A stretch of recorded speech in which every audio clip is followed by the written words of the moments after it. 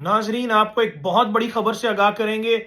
मशरिक़ वस्ता से, इसराइल से हमारे पास एक लेटेस्ट न्यूज़ आई है, एक लेटेस्ट खबर आई है। वो क्या?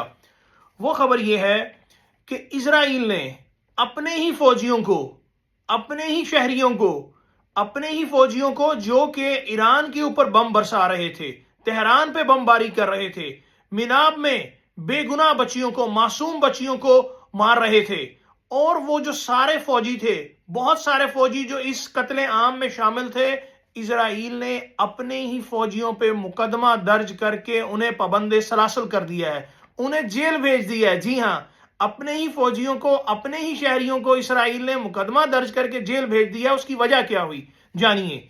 उसकी वजह यह हुई कि आपने सुना होगा कि दुनिया में जुआ होता है, क्रिकेट के ऊपर जुआ होता है। कौन सा खिलाड़ी सेंचुरी बनाएगा, कौन सा खिलाड़ी जीरो पे आउट हो जाएगा, कौन सा खिलाड़ी कैच छोड़ेगा, कौन सा खिलाड़ी नो बॉल करेगा।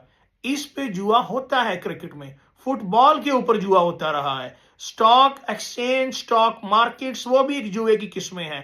बहुत सारी फाइनेंशियल मार्केट्स में भी जुआ होता है। लेकिन अब यहां पे ऐसा क्या हुआ? यहां पे कौन सा जुआ हुआ?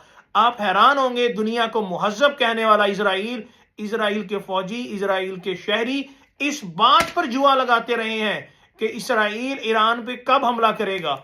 अगर हमला करेगा तो आयतुल्लाह अली खामनाई कितने दिन में मर जाएंगे, कितने दिन तक जिंदा रहेंगे, और क्या इसराइल और अमेरिका ईरान के ऊपर एटम बम फेंकेंगे या नहीं फेंकेंगे। इस बात पे भी जुआ होता रहा है। और इस बात पे भी जुआ होता रहा है कि इसराइल ईरान के किन किन शहरों का निशाना बनाएगा। इस बात पे भी जुआ होता रहा है, क्या इसराइल ईरान के जो एटॉमिक जो फैसिलिटी के प्रोग्राम्स हैं वहां अटैक करेगा या नहीं करेगा, न्यूक्लियर साइट्स पे अटैक करेगा या नहीं करेगा, या जो तेल के मराकिज हैं, तेल के डिपोज हैं ईरान के, वहां पे इसराइल अटैक करेगा या नहीं करेगा।